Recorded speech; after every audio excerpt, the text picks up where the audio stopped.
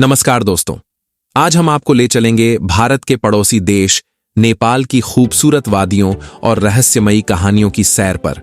नेपाल वह देश जहां हिमालय की सबसे ऊंची चोटी से लेकर गहरे रहस्य से भरी हुई घाटियों तक हर कोने में एक नई कहानी छुपी है।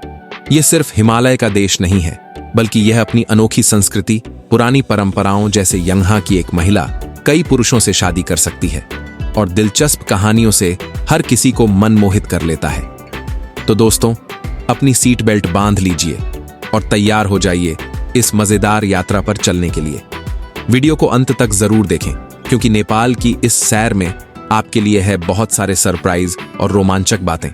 तो अभी सब्सक्राइब करो और चलिए शुरुआत करते हैं इस नए सफर की। नेपाल दुनिया का इकलौता हिंदू राष्ट्र है, जहां धर्म और आस्था हर घर की बुनियाद है। यहाँ न केवल देवी देवताओं की पूजा की जाती है, बल्कि छोटी बच्चियों को भी देवी के रूप में पूजा जाता है, जिसे कुमारी पूजा कहा जाता है।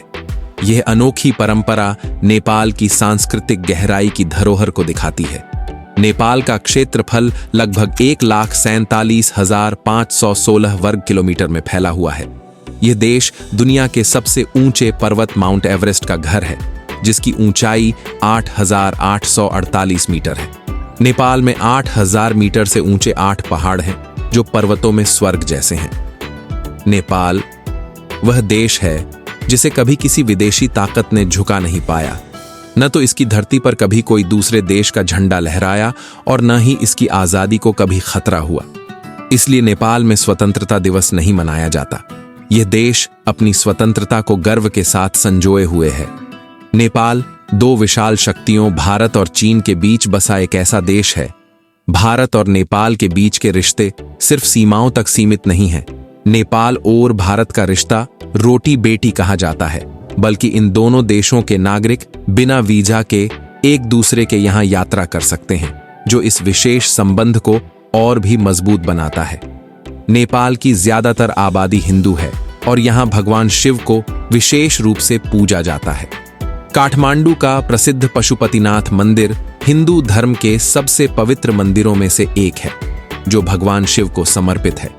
यह मंदिर बागमती नदी के किनारे स्थित है और इसे दुनिया भर के हिंदुओं के लिए एक महत्वपूर्ण तीर्थ स्थल माना जाता है, जहां सावन के सोमवार को भव्य आयोजन होते हैं। इसके अलावा नेपाल में बौद्ध धर्म का भी गहरा प्रभाव है। नेपाल में बोली जाने वाली भाषा नेपाली है, लेकिन इस देश में 100 से भी अधिक भाषाएं बोली जाती हैं। हर भाषा यहाँ के सांस्कृतिक ताने बाने में एक नई कहानी जोड़ती है। नेपाल की मुद्रा नेपाली रुपया है। करीब 3 करोड़ की आबादी वाले इस देश में हिंदू 81%, बौद्ध 8% और 5% मुस्लिम धर्म के लोग मिलजुल कर एक शानदार सामंजस्य के साथ रहते हैं। नेपाल की राजधानी काठमांडू बहुत खूबसूरत है। यह शहर प्राचीनता और आधुनिकता का अनोखा संगम है।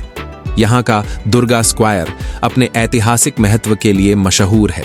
वहीं स्वयंभूनाथ स्तूप, जिसे प्यार से मंकी टेम्पल कहा जाता है, अपनी रहस्य से भरी हुई सीढ़ियों, शांत वातावरण और मन को शांत कर देने वाले दृश्यों के लिए लोगों को आकर्षित करता है।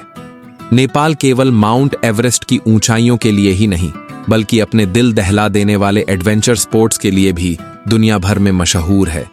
यहाँ की नदियों की तेज धाराएं रिवर राफ्टिंग के रोमांच का न्योता देती हैं, तो आसमान में पैराग्लाइडिंग करते हुए हिमालय के अद्भुत नज़ारे आपके होश उड़ा देते हैं। इसके अलावा नेपाल का हर ट्रैकिंग ट्रेल आपको प्रकृति की गोद में ले जाता है, जहां हर कदम पर रोमांच और खूबसूरती का मेल है। अगर आप सच्चे एडवेंचर प्रेमी हैं, तो नेपाल आपके लिए किसी स्वर्ग से कम नहीं है। नेपाल की परंपराएं बहुत ही अनोखी और रहस्यमयी होती हैं, जैसे हिमालयी इलाकों की एक खास प्रथा, जहां एक महिला कई पुरुषों से शादी कर सकती है। ये प्रथा बहुत ही अलग और दुर्लभ है। यह पूरी दुनिया में चर्चा का विषय बनी रहती है और नेपाल की सांस्कृतिक विविधता का एक शानदार उदाहरण पेश करती है। हिमालय की ऊंचाइयों की तरह ही यहाँ की परंपराएं भी आपको आश्चर्यचकित कर देंगी। नेपाल का झंडा बहुत ही अनोखा और अलग है। यह दुनिया का इकलौता झंडा है जो आयताकार नहीं है, बल्कि 2 त्रिभुज के आकार का है। यह इसे दुनिया के दूसरे देशों से अलग बनाता है। इसके अलावा नेपाल का समय भी खास है। यह माउंट एवरेस्ट की स्थिति के आधार पर तय किया गया है, जो इसे समय निर्धारण में भी दूसरों से अलग पहचान देता है।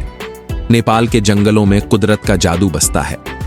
यहाँ बाघ की दहाड़, गैंडों की गर्व से भरी चाल और लाल पांडा की फुर्तीली हरकतें आपका मन मोह लेंगी। रारा और फेवा झीलें जैसे स्वर्ग हैं, जहां का शांत पानी और हरियाली आत्मा को शांति देती है। नेपाल की हरियाली से भरी वादियां और विभिन्न वन्य जीव देखने का ही नहीं, बल्कि महसूस करने का भी मौका देते हैं। नेपाल का खाना उसकी बहुत स्वादिष्ट है। यहाँ के स्टीम्ड और फ्राइड मोमोज अपनी खास चटनी के साथ सभी का दिल जीत लेते हैं। वहीं दाल भात, जो सादगी और पोषण का प्रतीक है, नेपाल के हर घर का अहम हिस्सा है। दशैं और तिहार यहाँ के सबसे बड़े और धूमधाम से मनाए जाने वाले त्योहार हैं। इन त्योहारों में नेपाल का हर कोना रोशनी, संगीत और पारंपरिक नृत्य से भर जाता है।